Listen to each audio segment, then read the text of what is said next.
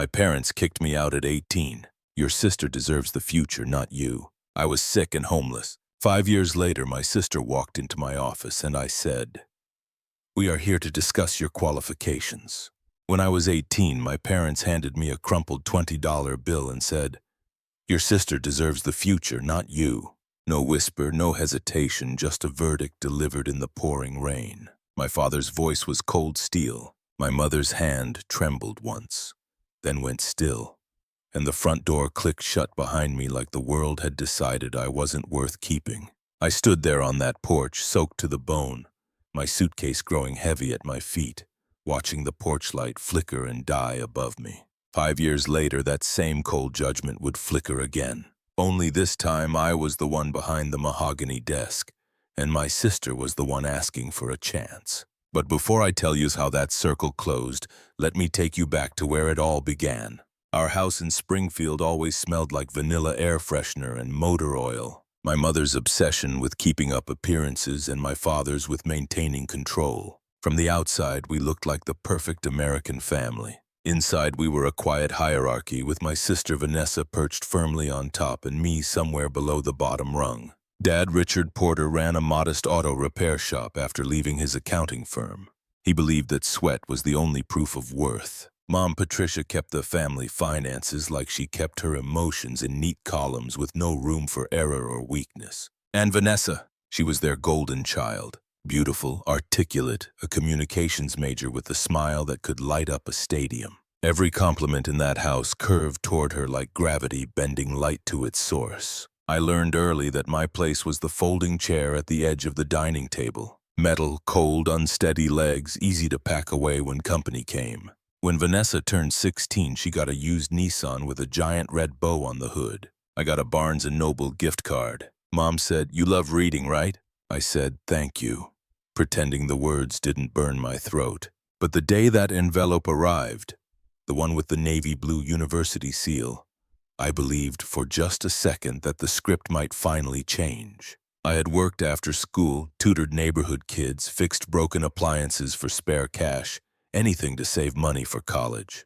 When I tore that envelope open and saw the word congratulations, I thought maybe, just maybe, they would finally see me. That evening, I stood in our kitchen holding the acceptance letter like a flag of victory. "I got into Illinois State," I said, my voice shaking with hope. "They gave me a partial scholarship. It's not full coverage, but..."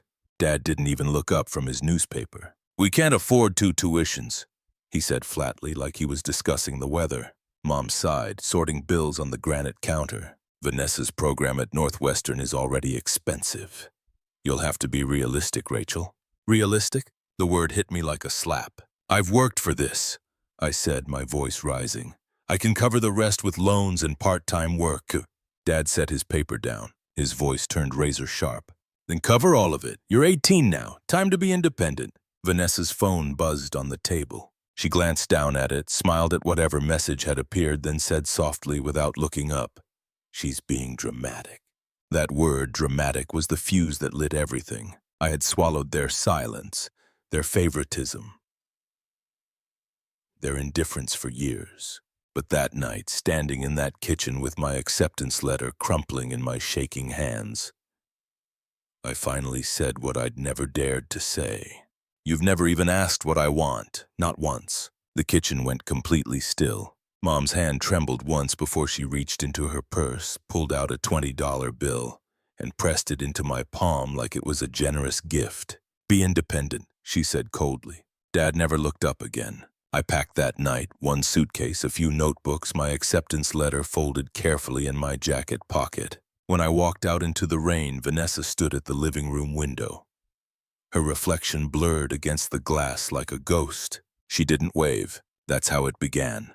With a door closing and the sound of thunder swallowing my name. The first night alone, I learned exactly how cold metal can feel. The bus stop bench was slick with rain, and the $20 bill in my pocket was already damp and wrinkled. Every car that passed splashed water on me, making me feel smaller with each wave. I kept staring at my acceptance letter, watching the ink start to blur, the words trying desperately to still mean something. By midnight, the streetlights buzzed and flickered like they were shivering too. I told myself I'd figure it out. Find a job, find a room, find anything. But the truth was, I didn't even have an address to write on an application form.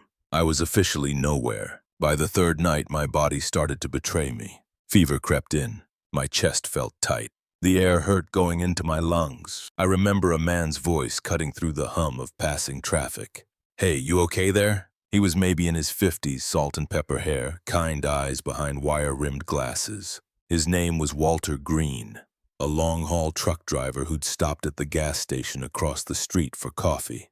He gave me his jacket, called 911, and stayed until the ambulance arrived, holding my hand and telling me it would be okay. The hospital lights were too bright, too sterile. A nurse clipped a plastic band around my wrist. Name, Rachel Porter, address unknown. That word, unknown, hit harder than the pneumonia diagnosis. When I woke up 2 days later, there was a styrofoam cup of apple juice on the tray beside my bed, and a $20 bill tucked neatly underneath it. The nurse told me the truck driver had left it. "Said you'd need it more than he does," she explained with a sad smile. They discharged me with antibiotics, a pamphlet for Harmony House shelter, and nowhere to go. Harmony House sat wedged between a coin laundry and a pawn shop. Peeling yellow paint, flickering neon sign, but warmth inside. The woman who ran it, Dorothy Kane, looked at me the way no one had in a long time. Straight in the eye, seeing me as a person, not a problem. "You get one bed, one locker, one chance to rebuild," she said firmly. "That's all we ask." So I cleaned floors. I folded donated sheets. I scrubbed bathrooms until my hands cracked from bleach. But the work felt like proof that I existed, that I mattered. The other women at the shelter called me the quiet one. I kept my head down, saved meal vouchers, collected job flyers from the community board. One afternoon, Dorothy pinned a handwritten note to the bulletin board. "Help wanted. Morrison's Diner, Oak Street and 5th Avenue. It was the kind of ad most people walk past without reading. But I saw it and thought, maybe this is where everything changes. The next morning, I walked there and borrowed sneakers that were half a size too big. The diner smelled like strong coffee and hash browns, the kind of place that didn't pretend to be anything fancy. Behind the counter stood Gloria Morrison, sleeves rolled up, hair streaked with gray, flower on her apron. She glanced at me once, took in my thrift store jacket and the faded hospital bracelet still on my wrist. "You ever wait tables?" "No," I admitted, "but I'm a fast learner." She tossed me a green apron without another word. "Good. Start with refilling those ketchup bottles. If you last the week, I'll put you on the schedule." That night, as I wiped down the counter and listened to rain tapping against the windows, I realized something important. Silence doesn't have to mean defeat. Sometimes it's just the sound of someone rebuilding, one quiet step at a time. Days at Morrison's Diner bled together in the best possible way. Mornings thick with the smell of bacon and maple syrup. Nights echoing with the hiss of the espresso machine and the clink of silverware. My arms ached. My feet developed blisters that turned to calluses. But for the first time in my life, exhaustion felt clean. It was mine. I had earned it. Gloria Morrison didn't waste words. She'd correct me without looking up. "Customer at table 6 needs a refill. People notice when you're not paying attention." Her tone was rough around the edges, but her eyes carried a quiet respect. That grew as I stopped making excuses and started anticipating problems before they happened. Each shift, I watched how the place actually worked. Who came in when, which orders took longest to prepare, which supplies ran low first. I realized that chaos had patterns if you paid close enough attention. By my second week, I started reorganizing during slow periods. Salt and pepper shakers refilled by section. Condiments rotated by expiration date. Invoices sorted by supplier. I kept everything documented in a cheap spiral notebook I tucked in my apron pocket, tracking patterns like a detective. One morning, a delivery truck backed into the alley late as usual. The driver, Kevin Torres, jumped out, humming under his breath. "Sorry, construction on the highway," he called out, wheeling crates through the back door. I helped him unload. Eggs here, flour there, perishables up front in the walk-in cooler. He watched me organize everything with purpose, then grinned. "You always arrange stuff like that. Makes it easier to find things later." I shrugged. "You've got a head for logistics," he said. "That's rare." It was the first compliment I'd received that didn't feel like charity or pity. That night I stayed after closing, sketching a better delivery schedule on napkins. Lines connecting suppliers, circles marking peak times, arrows showing optimal routes. When Gloria found my diagrams on the counter the next morning, she studied them for a long moment, her calloused fingers tracing my notes. "You did this?" I nodded, suddenly nervous. She folded the napkins carefully and slipped them into her apron pocket. "Keep thinking like this. The world runs on chaos, Rachel. People like you are the ones who keep it moving."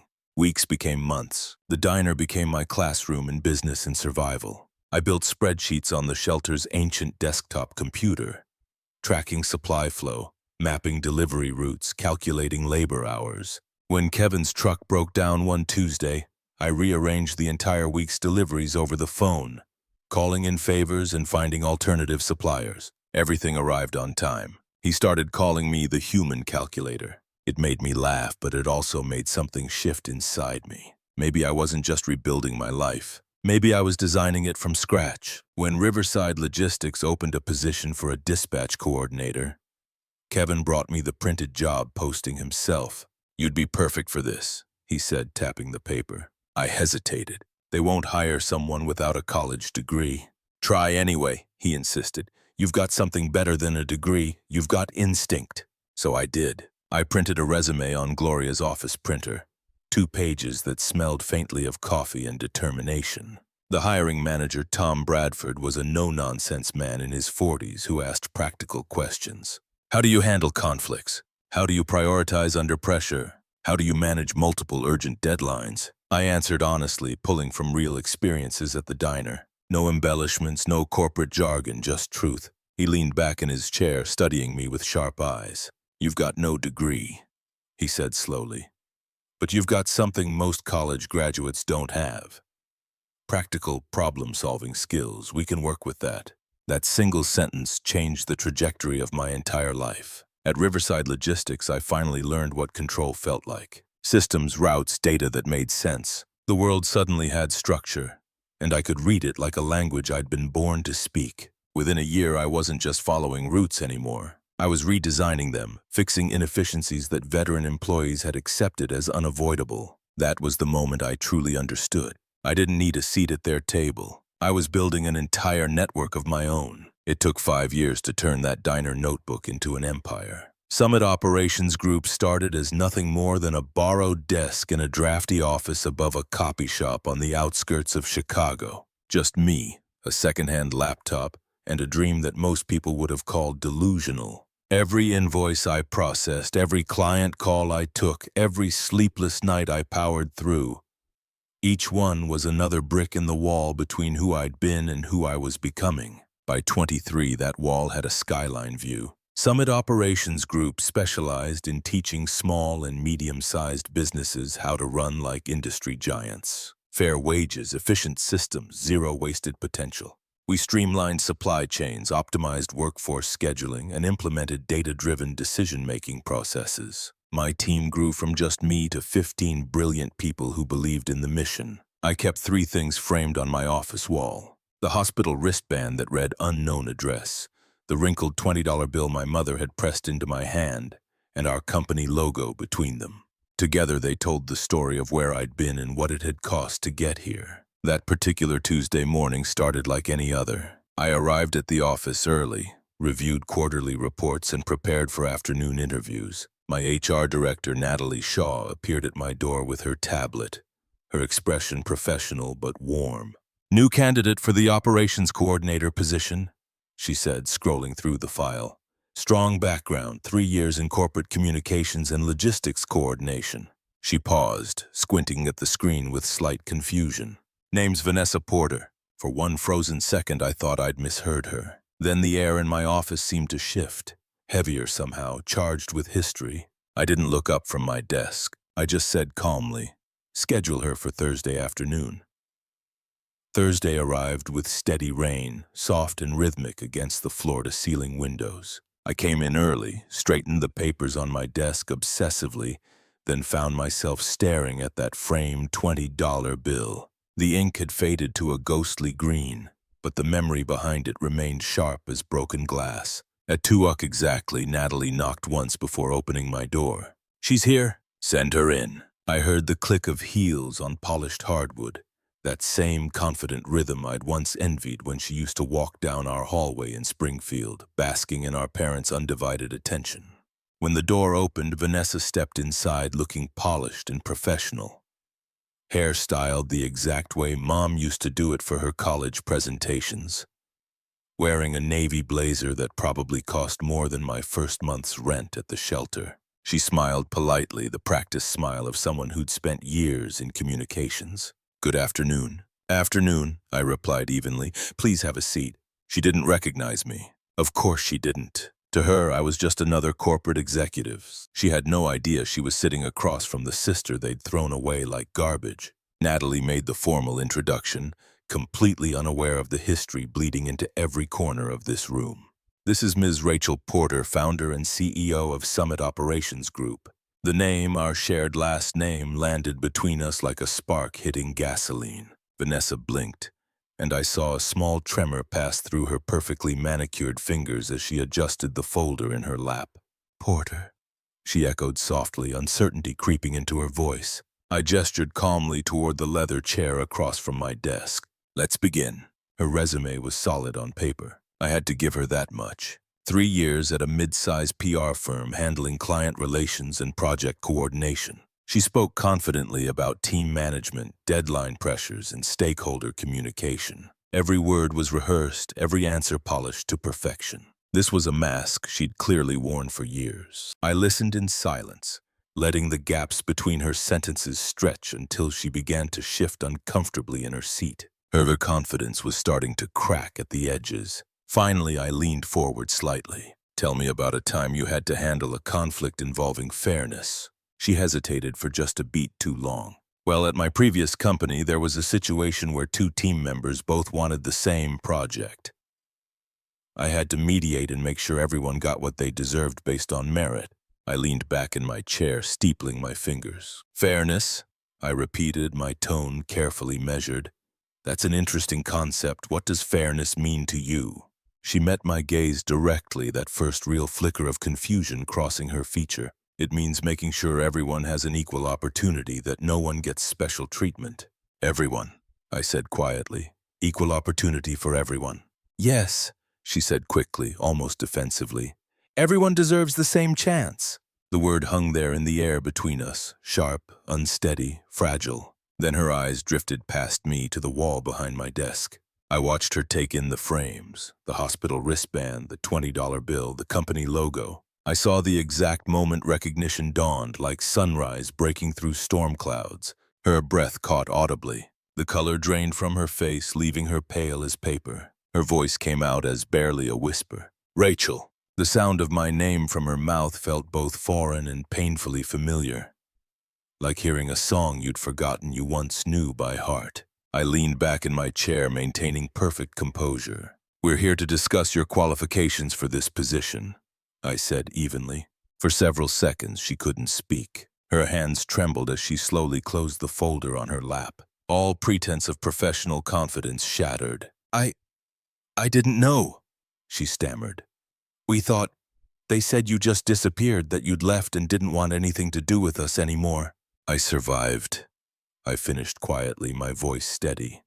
Is that what they told you, that I chose to leave? Her eyes filled with tears. We were told you wanted to be independent, that you'd made your choice. I held up one hand, cutting her off with a small gesture. This isn't about the past, Miss Porter. This is a professional setting. Let's keep it that way. She swallowed hard, desperately trying to regain her footing. You've done incredibly well for yourself, she managed, her voice shaking. So have you, I said softly with just the slightest edge. You've learned how to sound sincere when you need to. The room went silent except for the rain whispering its secrets against the glass windows. The weight of 5 years pressed down between us. I didn't mean, she started. I raised my hand again. I'm not angry, I said, and I meant it. Anger was a luxury I couldn't afford back then, so I built something instead. I built this. Her tears broke then, quick and quiet, rolling down her cheeks. Mom and Dad, she whispered. They miss you. They've been looking for you. They regret everything that happened. I studied her carefully, every piece of our old hierarchy replaying in my mind like a film reel. Her brand new Nissan with the red bow, my second-hand gift card, her college fund, my $20 bill, and a slammed door. They made their choices, I said finally, my voice calm but firm. And so did you. Vanessa's voice dropped to barely a whisper. I didn't stop them that night. I should have said something. I should have. You didn't have to, I interrupted. That's the thing about silence, Vanessa. It's complicity dressed up as comfort. You stood at that window and watched me leave in the rain. You made your choice then. She nodded slowly, the weight of 5 years of guilt pressing down on her shoulders. After a long moment, she looked up at me with red-rimmed eyes. Are you going to hire me? I looked down at her resume, then back at her face. Older now, marked by experiences I knew nothing about, carrying burdens I couldn't see. That depends, I said carefully. Can you work under leadership that values fairness over favoritism? Can you follow a system where everyone actually does get equal treatment, regardless of who they are or where they came from? I can, she said quietly. I want to try. Good, I replied, because that's the only thing we build here. Real fairness, real opportunity. When she left my office, Natalie slipped back in, uncertain and concerned. So what do you think? Should I move her to the next round? I turned to look out the window. Rain streaked the glass in silver lines, just like that night 5 years ago when my old life ended and my new one began in the cold darkness. Give her the position, I said finally. Natalie blinked in surprise. You're sure? I nodded slowly. Everyone deserves a chance, I murmured, more to myself than to her. Even the ones who once denied you yours. That evening, after the office had emptied and the city lights began to glow against the twilight sky, I stood alone by my window, watching rain blur the world below. Somewhere out there, Vanessa was probably driving home, replaying every word we'd exchanged, maybe finally understanding that forgiveness doesn't always sound like mercy. Sometimes it just sounds like boundaries. I touched the frame on my wall, the $20 bill flattened and fragile under glass, a relic from another lifetime. They gave me a closed door, I whispered to my reflection. I built an open one. My phone buzzed on the desk. Mom calling. I watched it ring once, twice, 3 times, then pressed the silence button. The sound faded, replaced by the ambient hum of rain and distant traffic below. For the first time in 5 years, that silence didn't feel like absence or abandonment. It felt like peace. The next morning, sunlight broke through the clouds, turning the rain on my office windows into liquid gold. For once, the city looked calm, like it had exhaled alongside me. Vanessa showed up for her first day 15 minutes early, carrying a new notebook instead of designer confidence. When I passed her in the hallway near the break room, she stopped and turned to face me. Thank you, she said softly. Thank you for giving me a chance. I nodded once. Earn it, I replied, not unkindly but firmly. That's all anyone asks here. She smiled faintly, like someone relearning a language they'd forgotten how to speak fluently. Throughout that day, I found myself watching her work. Quiet, deliberate, uncertain of her footing, but genuinely trying. And somewhere deep inside me, something that had been clenched tight for 5 years finally began to unknit. Not forgiveness exactly, just release. Just the freedom to stop carrying something that had grown too heavy. Later, when the office emptied again and evening settled over Chicago, I stood at my desk looking at the 3 objects that had defined my journey. The hospital wristband reading unknown address, the $20 bill that represented rejection, and the Summit Operations Group logo framed between them. They had once marked failure, pity, and survival. Now they represented something else entirely. Legacy, purpose, proof that the girl nobody wanted had become the woman everybody needed. I picked up the framed $20 bill, my reflection blending with the faded green ink in the glass. Unknown address was no longer who I was. I had roots now, deep ones. I had built something that mattered, something that would outlast me. I placed it back on the wall carefully, turned off the office lights, and whispered into the quiet darkness, the debt's been paid in full. That weekend, I did something I'd sworn I'd never do. I drove back to Springfield for the first time in 5 years. The town looked smaller somehow, like I'd outgrown it without realizing. The roads felt narrower. The buildings seemed worn and tired. But that bus stop, the one where everything had ended and somehow begun, was still there. Same dented metal bench. Same flickering streetlight that never quite stayed lit. I parked my car and walked over slowly, carrying a small bouquet of white lilies in the framed $20 bill I'd kept on my office wall for so long. I laid the flowers gently on the bench where I'd spent 3 nights with pneumonia setting in, where a kind truck driver named Walter Green had saved my life with a cup of coffee and a phone call. Then I placed the framed $20 beside the flowers. "This is where they ended me," I whispered to the empty street, rain beginning to fall again in that familiar rhythm. "And this is where I began." The air smelled like wet pavement and possibility, like second chances and new beginnings. I stood there for a long time, not waiting for anyone to show up or expecting any grand revelation. Just listening to the rain hit the metal roof of the bus stop, making that same sound it had made 5 years ago. But it didn't sound cruel anymore. It sounded like music. When I finally turned to leave, dawn was breaking over Springfield. Pale gold light spilling across the empty street, painting everything in soft forgiveness. I thought about Vanessa at her desk, working to prove herself. I thought about my parents somewhere in this town, living with their choices. I thought about Dorothy at the shelter, Gloria at the diner, Kevin with his delivery trucks, Tom who'd given me that first real chance. And I thought about myself, the girl with the unknown address who became the woman who built an empire on fairness and second chances. As I drove back toward Chicago, watching Springfield disappear in my rearview mirror, I realized something important. Healing doesn't mean forgetting. It doesn't mean pretending it never hurt. It means deciding that the pain doesn't get to write the rest of your story. Because everyone deserves a future, even the ones who were told they didn't. My phone rang as I merged onto the highway. Mom calling again. This time I answered. "Hello?" There was silence on the other end. Then I heard her voice, older somehow, cracking with emotion. "Rachel, is that really you?" "It's me, Mom."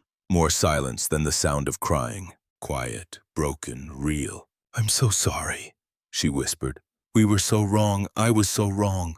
I took a deep breath, watching the road stretch out ahead of me, full of possibility. "I know," I said simply, "and I forgive you, but things are different now. I'm different now." Can we see you? Can we talk?" I thought about it for a long moment. "Maybe," I said finally. "When I'm ready, on my terms." "Anything," she said quickly. "Whatever you need. I'll call you when the time is right," I told her.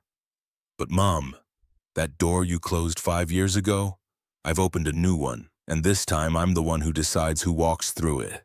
When I hung up, the sun was fully risen, burning off the morning fog. The road ahead was clear and bright and mine. If this story found you, I hope it reminded you of something important. Your worth isn't determined by the people who failed to see it. Sometimes the greatest revenge isn't revenge at all. Sometimes it's just becoming so fully yourself that their rejection becomes irrelevant. Share this story if it spoke to you. You're not alone.